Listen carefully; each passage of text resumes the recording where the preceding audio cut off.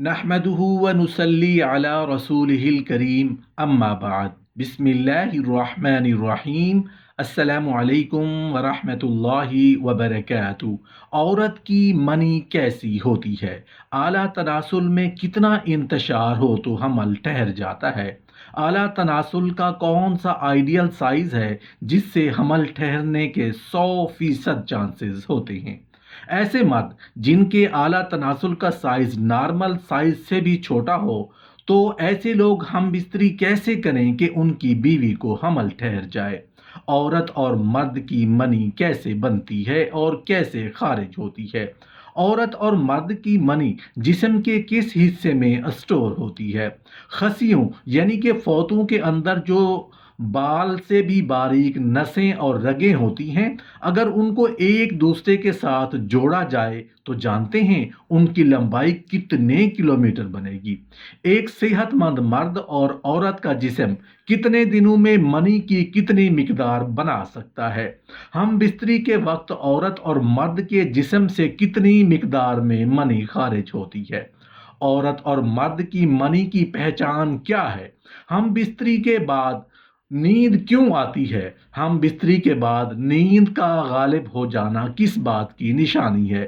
ان تمام سوالوں کے جوابات جاننے کے لیے ویڈیو کو آخر تک ضرور دیکھیے گا، کیونکہ معلوماتی ویڈیو ہے، اس لیے اپنے فرینڈز کے ساتھ شیئر بھی کر دیجیے گا۔ محترم ناظرین، کیا آپ کو پتا ہے کہ فعل مباشرت سب سے زیادہ لذیذ کیوں ہے؟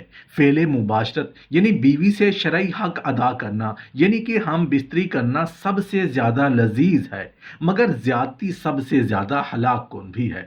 اللہ رب العزت نے اس فعل مباشرت میں لذت چھپا کر رکھ دی ہے تاکہ انسان بلکہ حیوان جانور بھی اس ملاپ پر رغبت رکھیں۔ جس طرح کھانے پینے کی چیزوں میں لذت ہے، اسی طرح بلکہ اس سے بھی کہیں بڑھ کر فعل مباشرت میں لذت ہے۔ علماء، اتباع صالحین اور عقل مند نے کہا ہے کہ جنت کی لذتوں میں سے اس دنیا کے اندر صرف یہی ایک لذت موجود ہے، اور دنیا کے اندر اس فعل مباشرت سے زیادہ لذت کسی اور چیز میں نہیں۔ اسی لذت کی وجہ سے انسان اپنی عزت اور غیروں کی عزت ختم کر لیتا ہے، زنا اور لواطت میں اپنے آپ کو برباد کر لیتا ہے، یعنی پہلے مزہ پھر سزا، اور اس کا بھی خیال نہیں کرتا اس کا نتیجہ کا تیجا ہو جائے گا۔ اور اتنی قیمتی جوہر جو کہ 7 فیکٹریوں میں تیار ہوئی منی، جس کے اندر ہوتی ہے قوت مردانگی کہلاتی ہے، یہیں سے مرد اور نامرد میں فرق ہوتا ہے۔ اور یہ ملاپ ایک ایسا عمل ہے کہ اشرف المخلوقات انسان سے لے کر جانوروں اور حیوانوں میں بھی ہے۔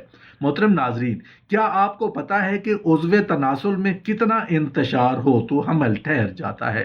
جس طرح حمل ٹھہرنے کے لیے مرد اور عورت کا ملنا ضروری ہے، اسی طرح مرد کے اعلی نسل میں سختی کے ساتھ انتشار ہونا بھی ضروری ہے کہ خالق کائنات نے انسان کے جسم میں سر سے لے کر پاؤں تک رگوں پٹھوں کا جال بچھا دیا ہے، اور ان تمام کا تعلق انسان کے اعلیٰ تناسل سے جڑا ہوا ہے۔ اسی وجہ سے آپ غور کریں کہ ذرا سی کوئی جوش پیدا کرنے والی بات سنیں یا دیکھنے یا سوچنے سے دماغ میں حرکت پیدا ہوتی ہے، اور اعلیٰ تناسل میں اسی لمحہ انتشار ہو جاتا ہے۔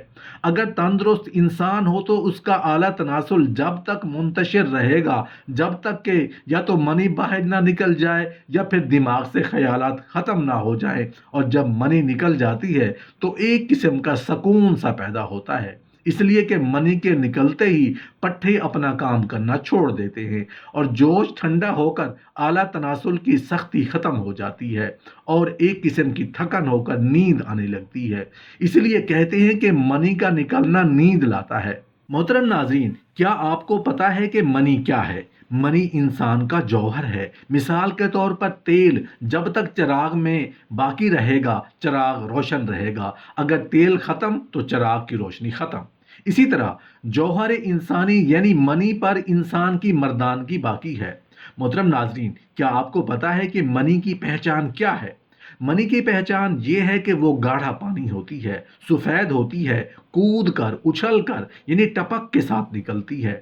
اتباع کا کہنا ہے کہ جو غذا انسان کھاتا ہے پہلے اس سے رس بنتا ہے، پھر اس رس سے خون بنتا ہے، پھر اس خون سے گوشت بنتا ہے، پھر اس گوشت سے چربی بنتی ہے، پھر اس چربی سے ہڈیاں بنتی ہیں، پھر ان ہڈیوں سے مغز تیار ہوتا ہے، پھر 26 دن کے بعد یہ منی پیدا ہوتی ہے۔ گویا کہ 7 مشینوں میں جا کر پھر منی بنتی ہے۔ کس قدر قیمتی چیز ہے! بہت بڑے بے وقوف ہیں وہ لوگ جو اس قیمتی جوہر کو غلط طریقہ سے غلط مقام پر تباہ و برباد کرتے ہیں، اور جو ایسا کرتے ہیں بعد میں وہ ہمیشہ پچھتاتے ہیں۔ محترم ناظرین، کیا آپ کو پتا ہے کہ منی کیسی ہوتی ہے؟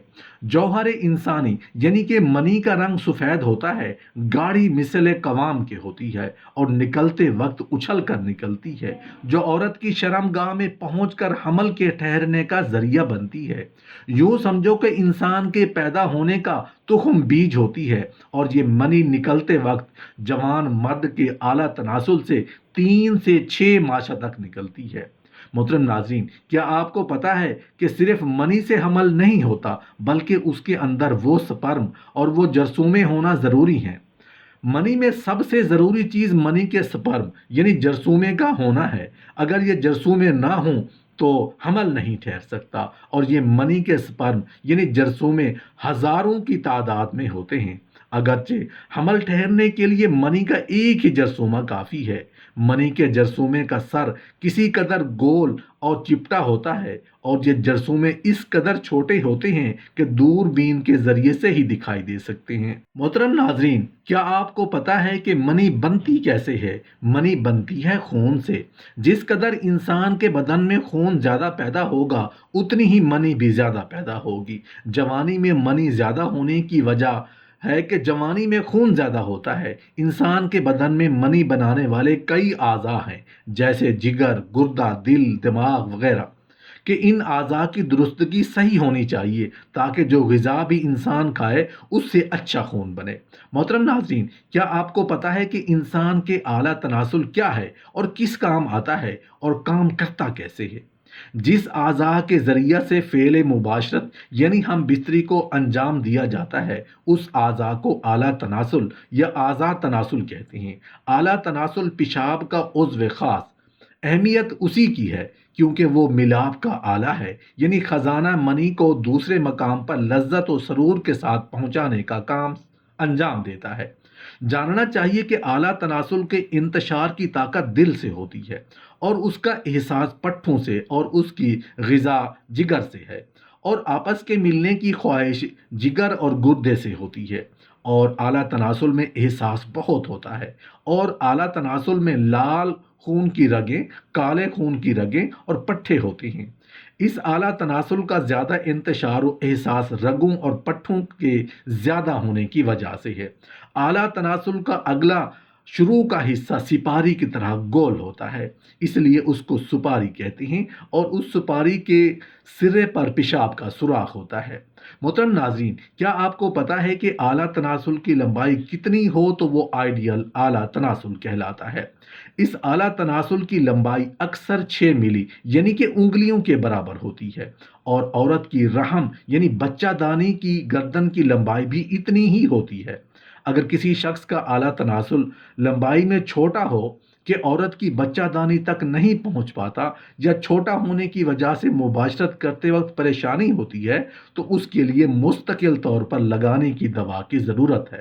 لیکن ضرورت کے وقت بہتر طریقہ یہ ہے کہ مباشرت کے وقت عورت کی سرین کے نیچے مثل تکیہ کے کوئی اونچی چیز رکھی جائے، پھر یہ مباشرت کے وقت والی تکلیف پیش نہیں آئے گی۔ محترم ناظرین، کیا آپ کو پتا ہے کہ ختنہ انسان کے لیے مفید اور ضروری کیوں ہے؟ سپاری کے اوپر ٹوپی کی طرح ایک کھال ہوتی ہے جس کو مسلمان ختنہ کے نام سے کٹواتے ہیں۔ اس کھال کے کاٹ دینے سے بہت کے فائدے انسان کو ہوتے ہیں اور بہت سی تکلیفوں اور بیماریوں سے حفاظت ہوتی ہے۔ مسلمانوں میں اعلیٰ تناسل سے متعلق سپاری کی بیماریاں غیر مسلم کافروں کے مقابلے میں بہت کم ہوتی ہیں۔ یہودی اور عیسائی بھی اب ختنہ کرانے پر مجبور ہیں۔ کچھ غیر مسلم کافر بھی فائدے کے پیش نظر اور بیماری سے نجات و حفاظت کے طور پر گھونگھٹ کی کھال کٹواتے ہیں، اور اسی کا نام ختنہ ہے۔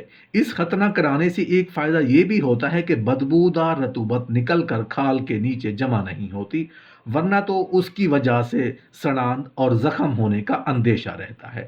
اس لیے تناسل میں رگیں اور پٹھوں کے باریک باریک شاخیں بے شمار پھیلی ہوئی ہیں، جس کی وجہ سے اعلیٰ تناسل میں احساس ابھرنے کا بہت زیادہ ہوتا ہے۔ محترم ناظرین، کیا آپ کو پتہ ہے کہ خصیے کیا ہوتی ہیں؟ خصیے، جن کو فوطے بھی کہا جاتا ہے، یہ اعلیٰ تناسل کے نیچے ہوتے ہیں اور 1.5 انچ لمبے، 1.25 انچ موٹے اور آدھی چھٹانگ وزن انڈے کی شکل کی 2 گلٹیاں ہوتی ہیں جن میں منی پیدا ہوتی ہے۔ ان فوطوں کے اندر باریک باریک نسیں جمع ہوتی ہیں، بال کی برابر نالیاں ہیں جس کی لمبائی 3 بالشت ہوتی ہے۔ اگر ان نسوں کو الگ الگ کر کے آپس میں ایک دوسرے سے جوڑ دیں تو سب مل کر لمبائی میں تقریباً 2 میل تک پہنچ جائیں گی، اور جسم کی منی بنانے والے اعضاء سے منی بن کر ان کے ذریعے سے یہاں جمع ہوتی ہے۔